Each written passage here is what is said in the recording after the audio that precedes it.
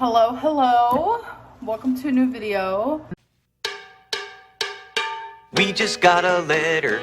We just got a letter. We just got a letter. Wonder who it's from.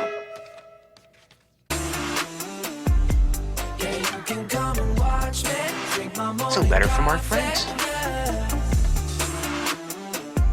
But you make me kinda nervous. You do that on purpose, yeah. Babe, you always on my guest list. No. Got Hulu Plus, don't need no Netflix. No. Don't make me beg, I'm feeling desperate. So please don't say no. I have an Amazon package that I want to open for you guys.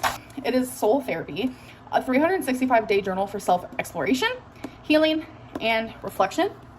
To give you guys a better view here, it's just everyday questions like, what comes to your mind when you read this quote? When one door of happiness closes, another opens. But often we look so long at the closed door that we do not see the one that has been opened for us. Helen Keller, wow, that's deep. If you guys hear that noise, it's Shrinky Store.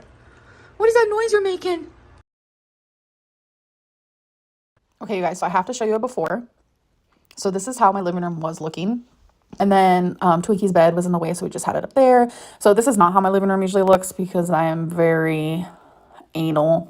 I said what in the butt. You wanna do it in my butt? In my butt?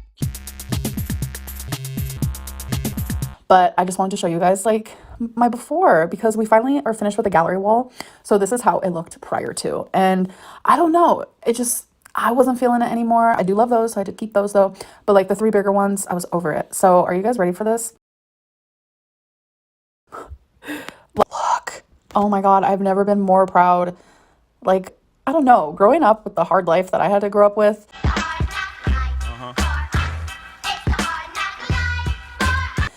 And then knowing that like somehow I made it. Started from the bottom, now we're here. Started from the bottom, now my whole team fucking here.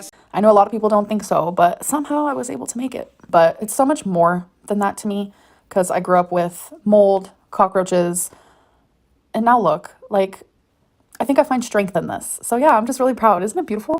All right, you guys, so if you remember, Feline got a tattoo. It is currently in the stages of peeling, and it looks disgust. She say I'm obsessed with thick women, and I agree. Yeah. That's right, I like my girls BBW. She had this like thing over it for 2 days, got it taken off. And then she had another one over it for 3 days. And I yanked it off of her last night. Yeah, so thick that everybody else in the room is so uncomfortable. This is how it's looking. So once it is done healing, we will show you the final. Because right now it's looking, does that feel good though? A little bit, yeah. So do you like it? I love it. Do you like it? I love it, baby. Yeah.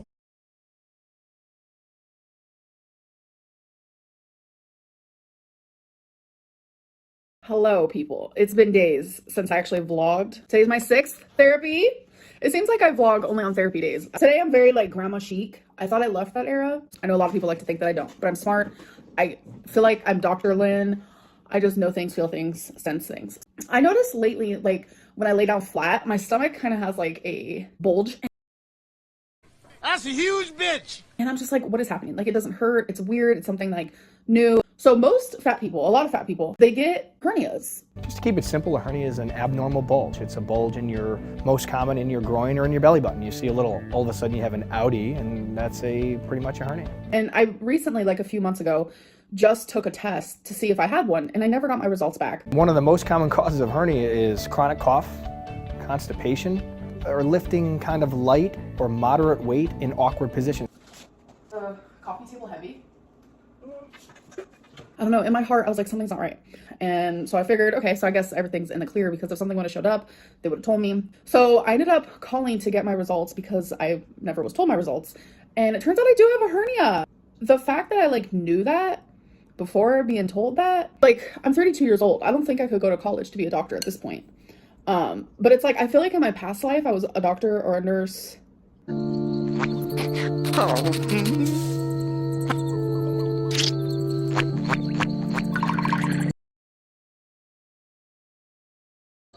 What a baby. I noticed that I make jokes and I make light of things that like truly make me nervous. And I feel like this is also karma because when I was younger, my brother used to pull me, I swear I've told the story before. My brother used to pull me in a red wagon. Don't be scared, girl. Oh my God, this is gonna suck. What is the birth order of me and my siblings? Tony, you, Jonathan, James. He's like a year and a half younger than me, you know, that's like my little brother, and like he was probably like 4 and I'm like 5'6". I got permission to talk about this. Like, he's been begging me. He's like, mention me on your YouTube, mention me on your YouTube. And I'm like,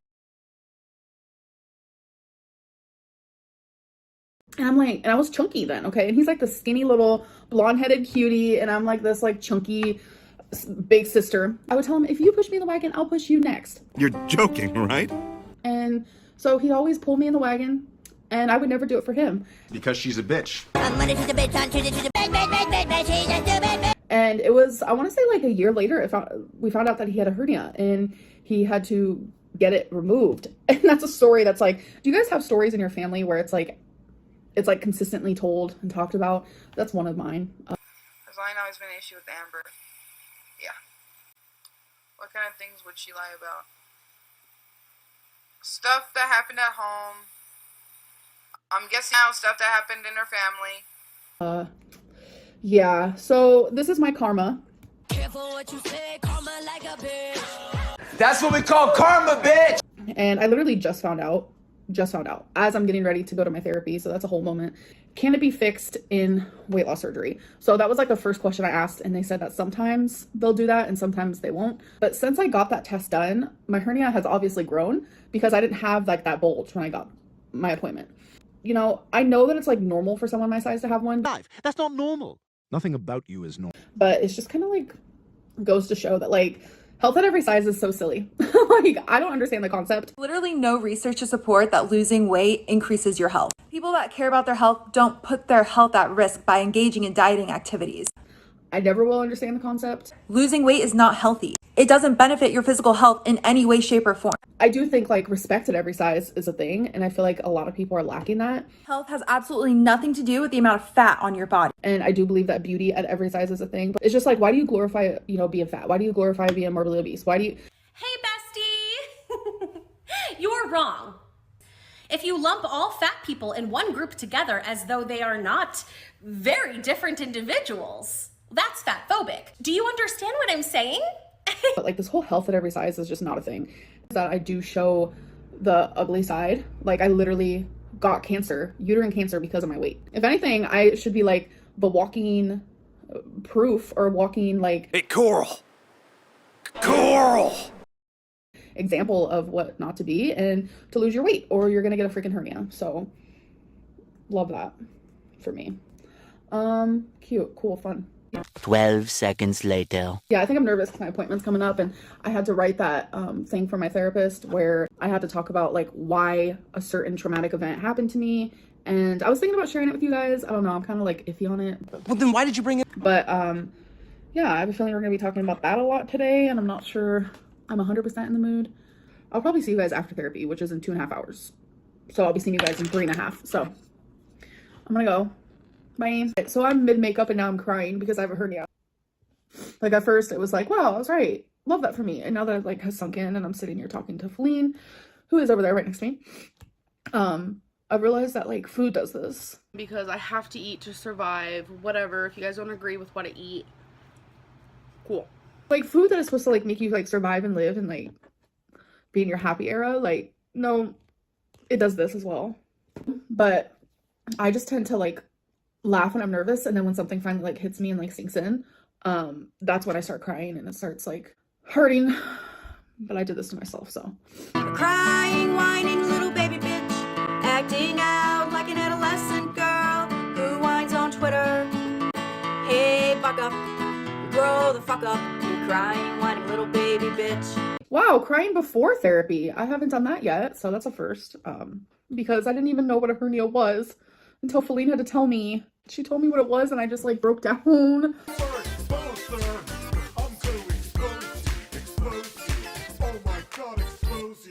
And it was, I want to say like a year later, we found out that he had a hernia and he had to get it removed because I didn't even know what a hernia was until Feline had to tell me. She told me what it was and I just like broke down.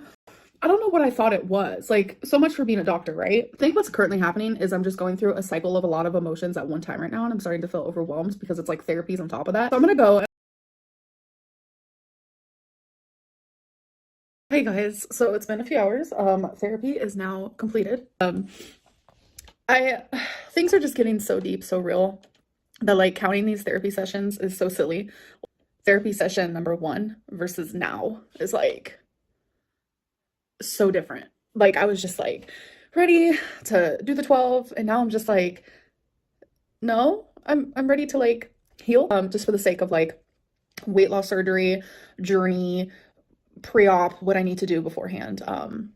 That is why I'm documenting this. This one was crazy. I have more homework that I have to do. Homework is stupid. I had to read him my paper that I wrote. I was not expecting that.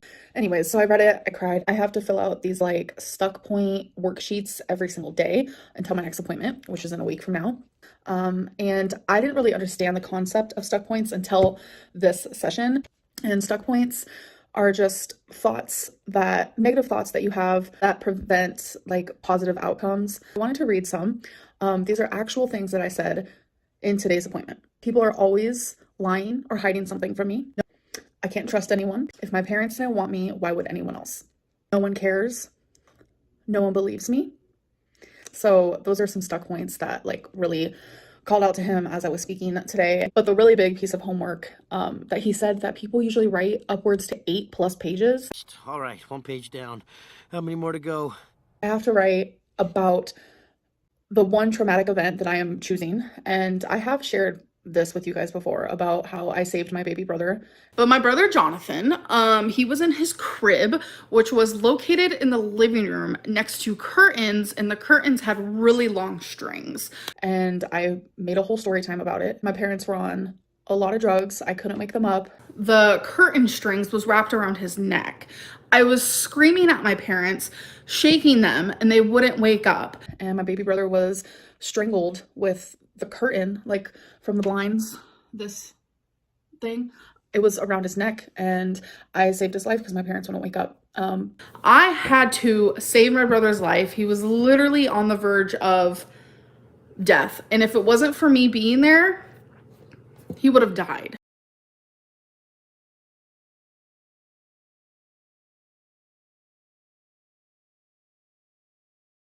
That is the event that I am choosing to write about.